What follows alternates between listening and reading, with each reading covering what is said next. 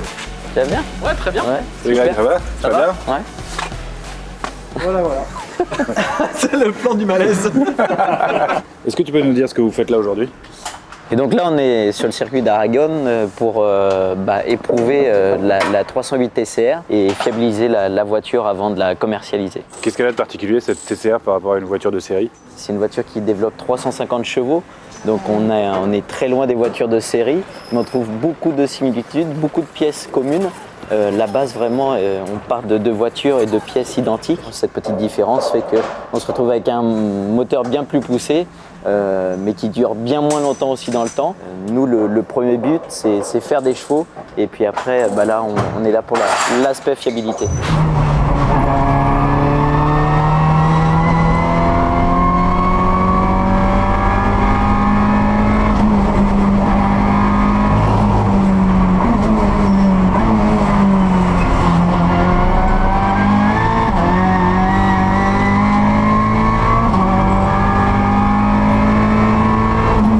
La 308 TCR est la seule à disposer d'un moteur 1,6 litre. Elle a une dérogation d'ailleurs en WTCR. On est les seuls en 1,6 litre. Il y a l'Alfa Romeo aussi qui a un 1,8 litre. Après, on a un turbo qui est imposé pour chacun d'entre nous, que ce soit Volkswagen, Seat, Audi, Alfa ou Peugeot. Si celui-ci tient avec 350 chevaux, ça veut dire que celui qui est dans une Peugeot de série, au hasard la 308 GT 225, on peut être sûr de la fiabilité du moteur avec 225 chevaux. La base est vraiment, chaque pièce sont communes.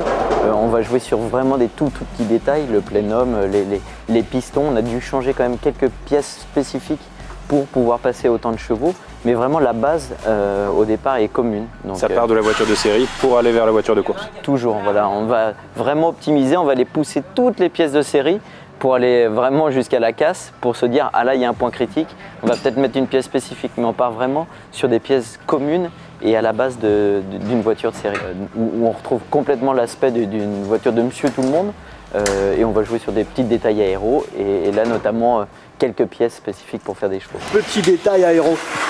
Nous on est venu en 308 GT 225, on était juste à côté à Sochaux. Enfile ton casque et puis tu peux aller essayer sur circuit. Avec plaisir.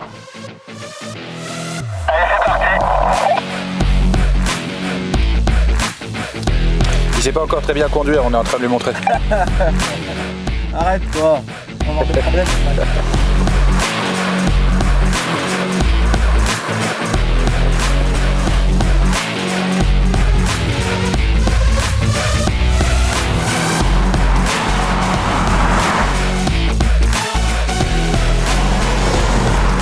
Au-delà du poids qui est vraiment différent par rapport à notre voiture de course, où le poids est vraiment optimisé sur la 308 TCR, on va faire 1280 kg, qui est le poids réglementaire. Ouais. Donc là, le poids, c'est vrai que ça génère un peu de roulis, mais la précision du train avant, au premier abord, je suis vraiment bluffé. Hein. Ok, d'accord. Tu vois, traction, parce que là, on reste quand même dans un esprit de traction. Il y a très peu de sous-virage, quoi. C'est vraiment mon premier feeling que je peux te donner, quoi. Vraiment similaire à la 308 TCR. Justement, on bosse pour gommer au maximum ce sous-virage. Train arrière qui reste calé, on est ASR déconnecté. Ouais. Un petit peu de sous-virage dans le serré, mais vraiment... Après on est sur du pneu absolument fait, pas piste et quand même c'est pas son terrain de jeu, elle est pas complètement mal à l'aise et hors jeu sur un circuit. Ouais, complètement. Même en ligne droite, on voit que ça pédale. Et puis boîte 8 vitesses, quoi. Ça, Ouais, tu m'avais pas dit, quoi. Ouais, Boîte automatique 8 vitesses. C'est assez cool comme Moi, je choix. m'arrête à 6 vitesses dans la TCR. Donc, Et puis c'est plutôt innovant parce que il y a pas mal de constructeurs qui optent pour un overdrive sur le 7e ou le 8e rapport. Et là, Peugeot a fait le choix d'avoir un vrai 8e rapport. on voit qu'elle réagit bien aussi aux différentes aspérités du sol. Tu vois Ouais, que c'est ça, les vibreurs, en fait, ils passent. Ouais, tu peux être vraiment gourmand et chevaucher les vibreurs. Pareil, elle garde une bonne stabilité. Ouais, tu vois. c'est ça.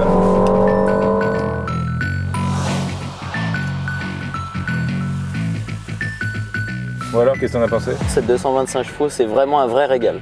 Oh, un pilote Peugeot qui trouve que la Peugeot 225 chevaux est cool.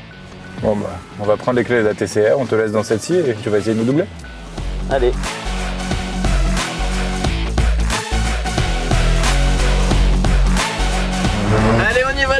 attachez-vous, c'est parti!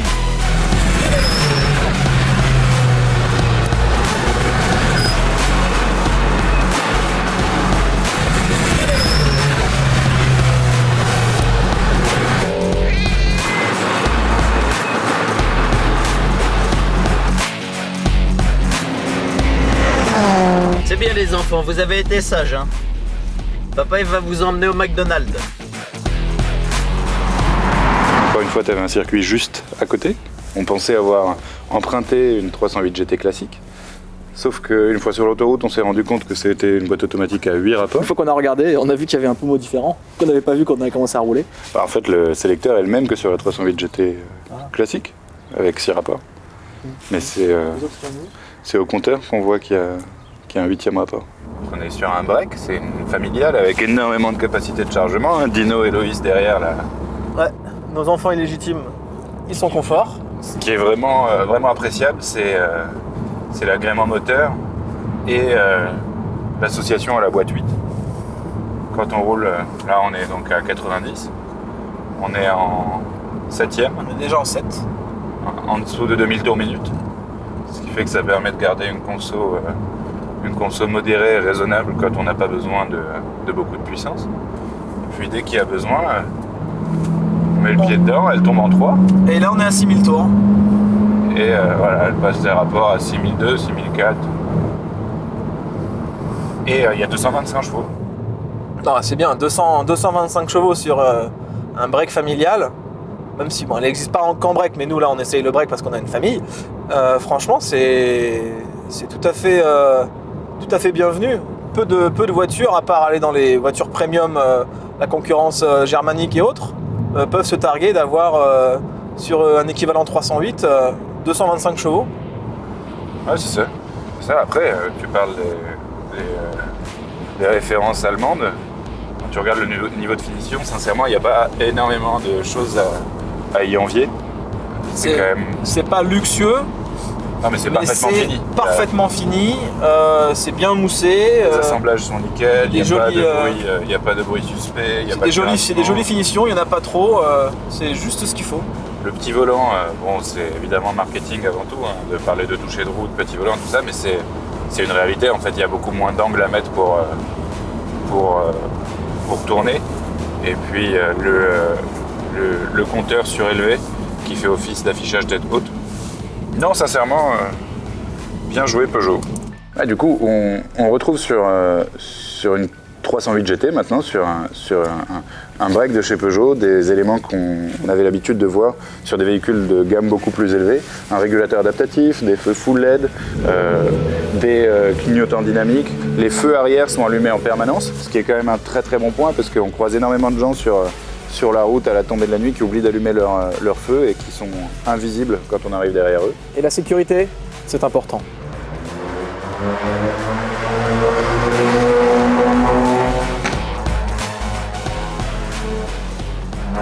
Il accélère. Ça c'est Greg qui s'en va avec sa TCR parce qu'on l'a roosté avec la GT225. Il a honte, alors il préfère rentrer chez lui.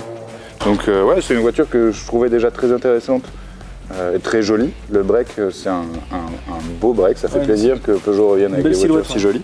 Ça c'est pas nouveau, hein, mais je l'ai toujours trouvé jolie et je trouvais comme pas mal de monde qu'il manquait à cette voiture un moteur, vraiment, qui soit intéressant et qui permette d'aller s'amuser un petit peu quand on veut ou de faire des dépassements, des formalités. Et là, c'est vraiment le cas. On peut se mettre en mode confort pour le faire dans le silence et le confort le plus total. Là, on est sur circuit et même si c'est pas son terrain de jeu favori, dans la grande ligne droite à 170-180, c'est silencieux, il n'y a pas de gros bruit, de grosses turbulences. C'est une voiture hyper confortable avec un moteur et une boîte très performants. Bon, regarde cette petite ligne droite là. Hop, on passe en manuel. C'est parti. Donc on est en mode sport, manuel, première, on y va. 5000, 6000. C'est vraiment précis, le train avant, ouais, et puis là franchement le revêtement est pas génial, la voiture elle part tout droit, tu n'es pas trop ballotté. T'es pas ballotté, tu la sens pas traître. et on la place vraiment au millimètre. C'est-à-dire qu'il n'y a pas de zone floue dans la direction. On peut vraiment la placer exactement où on veut. Donc non, franchement, bluffé par le comportement et c'est un segment qui était un peu trusté par les constructeurs allemands. Et là, Peugeot fait très très fort avec ce break, ce moteur, cette boîte de vitesse. Ouais, une belle polyvalence, une boîte sympa, les chevaux qui vont bien, le Elle existe coffre, aussi en berline. Hein. le look. Ouais, à titre perso, je préfère le break. Il y a plus de capacité de chargement. Par rapport à ta grande famille aussi. À ma grande famille, la capacité de partir en week-end. Hein? T'en dis toi. T'es content d'être là, hein? C'était cool, mais ils sont où les gamins? Bon, je sais pas. J'ai l'impression d'entendre la voiture, non? What the fuck?